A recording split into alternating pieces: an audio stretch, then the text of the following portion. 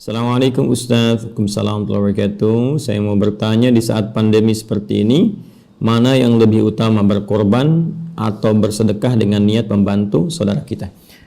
Mana yang paling prioritas? Atau bahkan itu bisa digabungkan? Ya, kalau kita melihat itu bisa digabungkan dan kondisinya bisa memungkinkan, bahkan ideal untuk melakukan itu, maka penggabungan lebih utama.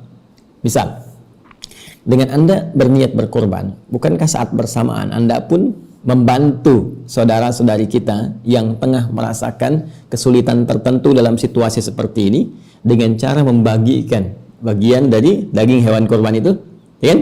Anda berkorban, kemudian dikemas dengan baik, dengan rapi, daging korban itu dibagikan kepada saudara-saudari kita di masa-masa seperti ini yang mungkin yang dibutuhkan salah satunya adalah kekuatan pangan, ya kan?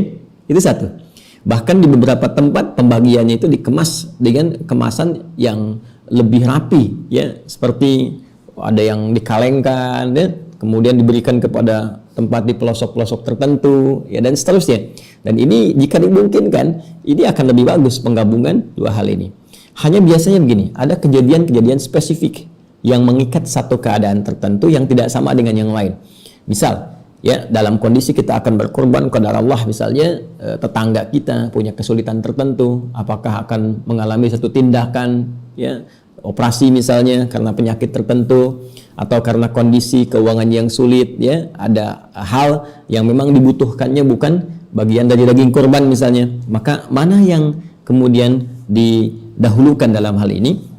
Tentunya kita kembali kepada fikih prioritas, ya. Fikih prioritas menunjukkan bahwa membantu dalam hal yang konteksnya sangat darurat lebih dibutuhkan, apalagi termasuk kepada kebutuhan 5 hal pokok, ya, yang masuk dalam maqasid syariah, ya. Ada hifdzun nafsi, ada menjaga jiwa, hifdzun nasali, menjaga keturunan, kan, hifdzul mali, menjaga harta dan yang lain sebagainya. Jadi jika ini kemudian terjadi, menjaga jiwa misalnya, kalau ini ada orang sakit mesti operasi, dan kalau tidak ada support ini secara ikhtiar bisa bermasalah serius, ya, dibandingkan korban misalnya yang ini bisa ditunaikan di waktu-waktu yang lainnya, bahkan hukumnya bisa berbeda. Menolong orang dengan kesulitan kadar tadi itu bisa menjadi wajib jika kita mampu, ya, dan korban itu sunnah muakkadah.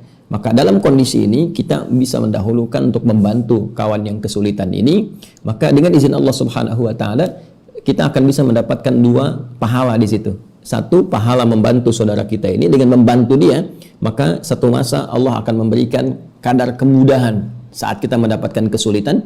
Ini sudah rumus, ya. Jadi kalau kita sering berusaha membantu dengan niat ibadah, maka kehidupan kita pun akan diringankan oleh Allah Subhanahu wa taala.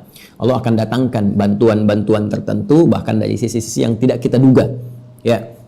Kemudian yang kedua, tadi pahala dari niat korbannya.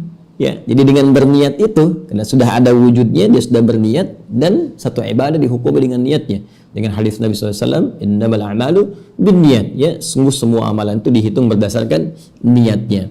Ini yang pernah terjadi dalam satu riwayat bahwa seseorang, ini lebih luar biasa lagi, sudah siap untuk mengumpulkan bekal hajinya, akan berangkat menunaikan haji, tiba kemudian ada satu tetangganya kemudian menghubungi, menyampaikan, datang dan menginformasikan bahwa keluarganya sangat membutuhkan bantuan persis nilai bekal haji yang telah dia siapkan. Maka dengan segala ketawaduan dan ketulusannya, ia berikan bekal itu pada orang tadi tanpa pernah kemudian menggunjingkan, membicarakannya sedikit pun, ya. Dan dia tidak pernah menyampaikan, wah, sebetulnya saya pengen haji tapi saya mau bantu Anda. Tidak, dia berikan sepenuhnya untuk kebutuhan orang tadi. Maka apa yang terjadi ketika diterima oleh orang tadi, kemudian Allah memberikan penerimaan terbaik. Bahkan ada satu berita menyampaikan bahwa orang ini telah mendapatkan dari pahala hajinya, bukan sekedar memberikan dari bagian pinjaman terbaiknya. Di sini ada yang mengaitkan dengan Quran surah ke-3 ayat 92, lan tanalul birra hatta tunfiqu mimma tuhibbun. Ya, tidak mudah mendapatkan sifat birrun. Birrun itu yang diburu oleh para jemaah haji untuk bisa mendapatkannya. Birrun itu kebaikan yang muncul setelah mengalami perjuangan untuk menyingkirkan sifat buruknya. Jadi kalau misalnya, mohon maaf sekali, sifat marah-marah yang tidak bertempatnya hilang, muncul sabar, dikoreksi dan dilontar, dihilangkan. Sifat misalnya mohon maaf sekali ada kata-kata kotornya hilang, muncul yang baik-baiknya setelah saat haji dilontar, dihilangkan. Hilang buruknya, muncul baiknya. Kebaikan yang muncul setelah mengevaluasi kebaikan dan mengevaluasi keburukan dan meninggalkannya disebut birrun namanya. Ya, birrun kalau melekat pada pemiliknya disebut mabrur namanya. Dari sini ada istilah haji mabrur, haji yang bisa menanggalkan sifat buruk sehingga ketika selesai haji menjadi lebih baik. Ya, nah itu asalnya birrun. Dalam Al-Quran ini dikaitkan dengan infak, satu pemberian. Lan tanalul birra, ya tidak mudah mendapatkan birrun, kamu tidak mudah mencapainya, ya hatta tunfiqu mimma tuhibbun, sampai kamu bisa berbagi dari apa yang kamu sangat inginkan. Pengen kurban tapi ada orang yang sangat membutuhkan. Dan itu melebihi kadar dari korban yang akan kita keluarkan dari sudut pandang hukum. Ketika kita berikan, sifat birrun itulah yang telah Allah persembahkan, Allah berikan untuk kita. Barangkali ada satu hadiah terindah yang Allah telah siapkan kepada kita dengan satu perjuangan tertentu.